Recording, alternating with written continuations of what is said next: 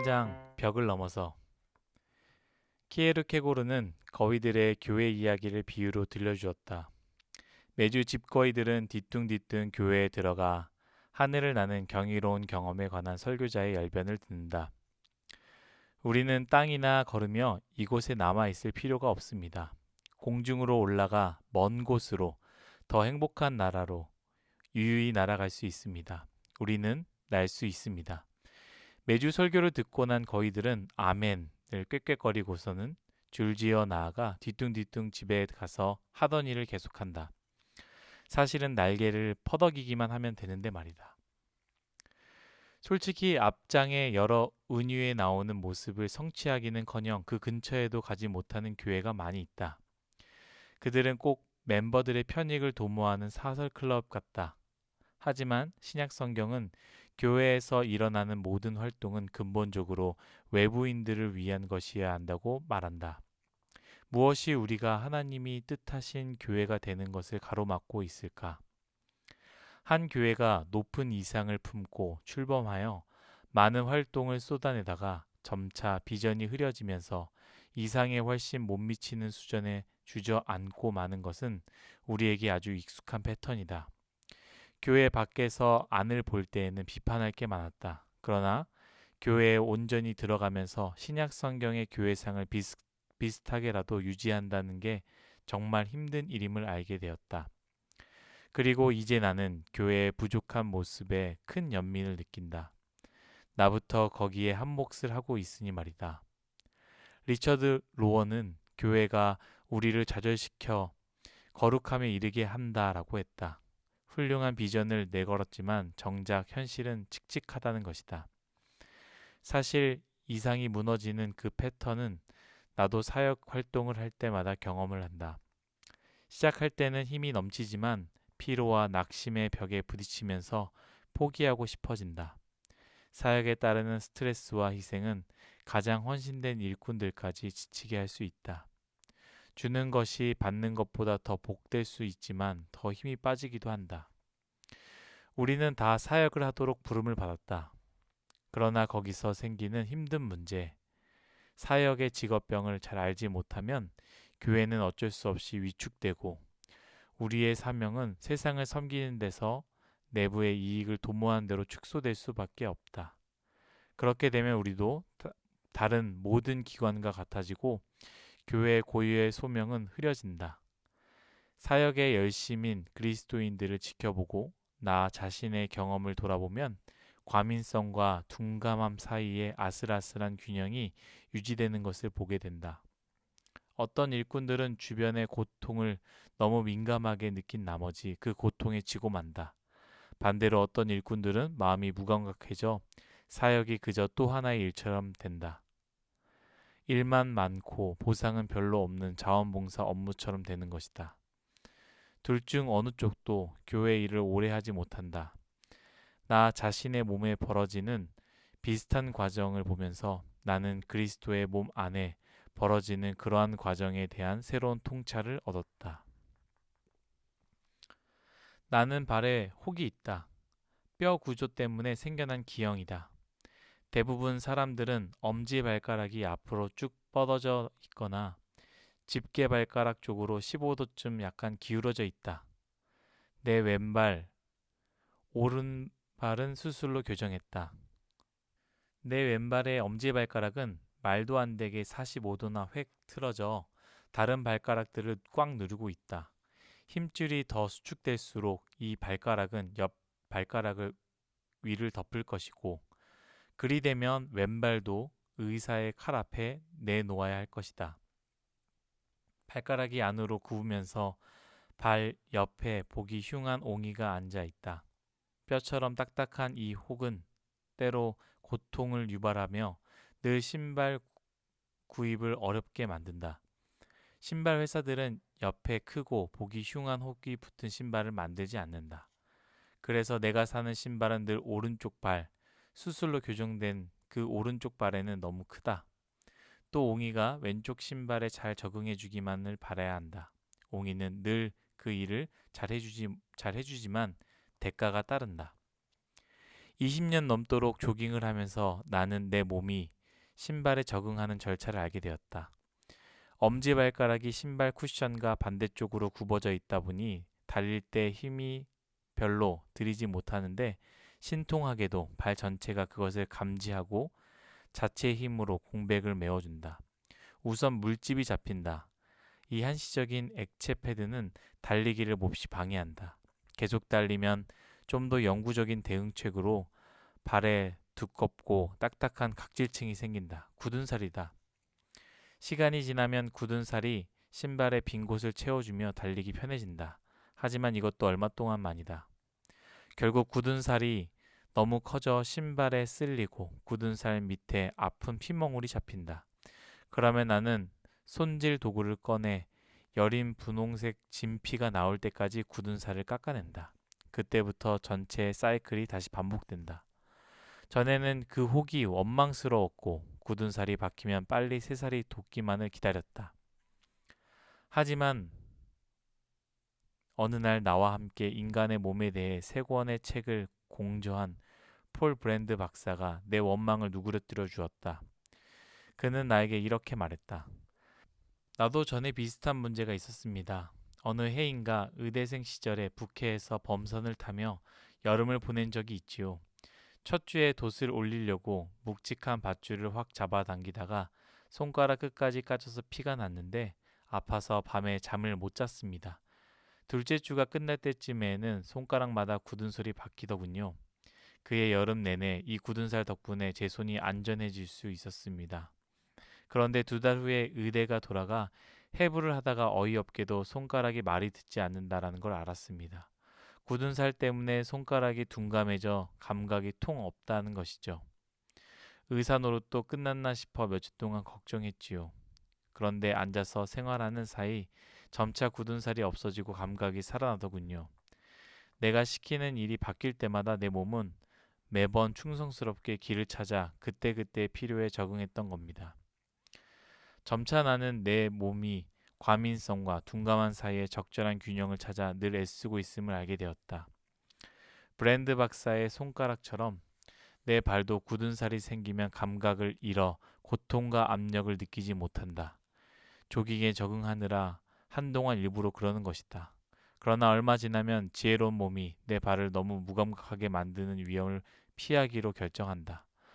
발을 학대하지 못하게 나를 설득하려고 몸에 피멍울을 만들어내고 나는 고통에 과민해져 행동을 고치지 않을 수 없다. 그 뒤로 나는 내 몸의 수고를 원망하는 것이 아니라 고마운 마음으로 보려고 했다. 활동의 종류에 따라서 과민성이 필요할 때도 있고 굳은 살이 필요할 때도 있음을 나는 안다. 물집, 굳은 살, 피멍울, 깎아내기 순의 과정이 즐겁다고 할 수는 없다. 그래도 이제 그 배우 내막을 알고 나니 내 몸의 적응 시도가 고맙게 느껴진다. 브랜드 박사의 대화는 또한 그리스도의 몸의 사역에 대해서도 유익한 통찰을 주었다. 사역하는 사람들은 그리스도의 몸이 피부로서 각종 스트레스를 노출한다. 인간의 영혼을 고치려고 몸을 고칠 때보다 더 민감해져야 하기에 사역하는 사람에게는 외과 의사의 정교한 기술이 필요할 때도 있다. 반면 짐이 너무 무겁고 자원이 달리고 대책 없는 문제들에 에워싸여 있을 때면 굳은 살이 필요할 수도 있다. 사실 선원이 사나운 폭풍의 한복판에서 중심 돛대의 줄을 잡고 버티듯 사역도 때와 그와 아주 비슷하다. 내 왼발과 브랜드 박사의 손가락 끝처럼 그리스도인의 사역도 과민성과 굳은 선 사이를 오간다. 처음에는 아주 단순한 아이디어였다. 나는 불치병에 걸린 아이들이나 화상 환자들이 있는 병동에서 자원봉사를 시작했다. 그냥 가서 기운을 좀 북돋아주고 웃음을 퍼뜨리는 정도였다. 그러다 점차 나는 광대로 등장하게 되었다. 우선 곰으로 된 빨간 코를 끼웠다. 다음은 기초 화장을 좀 더 시작했다. 다음은 노랑, 빨강, 녹색으로 된 광대 옷을 입었다. 마지막으로 코끝에 날개 모양의 가죽 장식을 댄 엄청나게 큰 신발을 신었다. 콧끝과 발꿈치는 녹색이고 가운데는 흰색인 75cm짜리 신발은 자기 신발이 계속 걸어다니기를 원하는 어떤 은퇴하는 광대에게서 온 것이었다. 처음에는 정말 굉장히 힘들었다. 이 병동에서는 정말 처참한 일들을 보게 된다. 아이들이 죽어가는 사지가 절단되는 모습에 준비되어 있는 사람이 누가 있으랴. 아무도 우리에게 이 사회의 고통에 부딪히는 법을 가르쳐 주지 않는다. 막상 당하기 전에는 누구도 그런 이야기를 하지 않는다. 우리의 일행은 어린이 백혈병동에서 영화 고질라, 그 고질라를 보여주려고 작업하는 중이었다. 나는 아이들을 광대로 분장시켜 주려고 있었다. 한 아이는 약물 치료 때문에 머리카락이 하나도 없었다. 내가 그의 얼굴에 분장을 마치자 다른 아이가 아예 머리까지 해주는 건 어때요? 라고 말했다. 본인도 좋아했다. 분장이 끝나자 그의 누이가 빌리의 머리에다 영화를 상영해도 되겠는데요? 라고 말했다. 빌리는 너무너무 좋아했다. 그래서 우리는 빌리의 머리에다 고질라를 상영했다. 빌리는 좋아서 어쩔 줄 몰라 했고 우리는 빌리가 너무 자랑스러웠다. 감동의 순간이었다. 특히 의사들이 들어왔을 때. 살해 화상을 입었거나 머리카락이 하나도 없는 아이들 앞에서 당신이라면 어떻게 하겠는가? 아마 그냥 부딪힐 것이다. 너무나 아프고 두려워하는 아이들 때문에 모두의 마음이 찢어질 그때 말이다. 일단 부딪혀 다음 일이 어떻게 될지, 이제 어떻게 해야 할지 보는 것이다. 문득 나는 팝콘을 가지고 다녀야겠다는 생각이 들었다.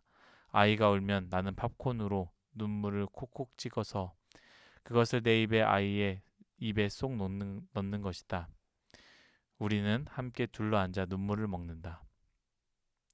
사역에서 과민성이란 누군가의 고통을 느낀다는 것이다. 아주 간단하다. 타인의 눈물을 먹는다는 뜻이다. 시카고의 우리 아파트 식탁에 앉아 눈물을 먹던 일들이 내 기억에 생생하다.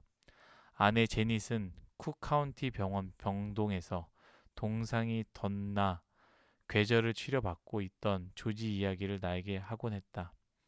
안정적인 거주지가 없던 그는 노숙할 때가 많았는데 하룻밤은 한대잠을 자다가 시카고에 감기를 걸렸다.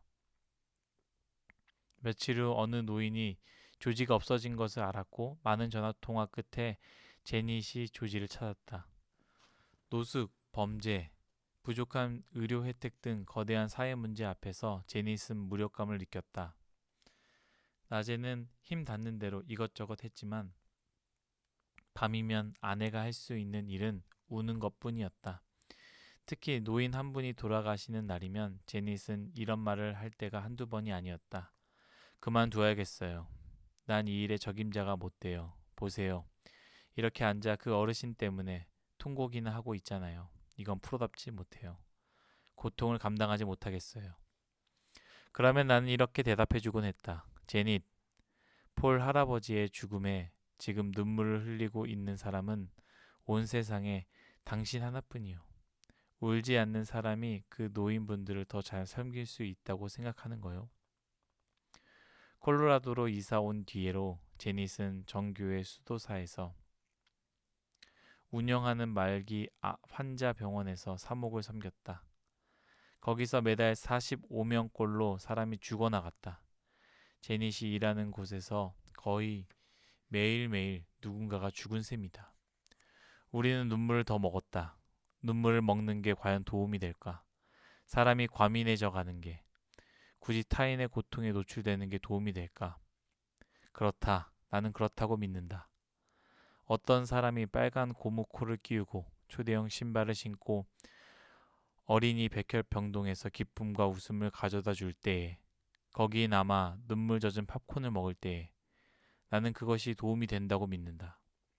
또한 자신의 고통을 집에까지 품고 가는 사람이 하나, 어쩌면 딱 하나라도 있음을 아는 게 조지에게 굉장히 중요하다고 나는 믿는다.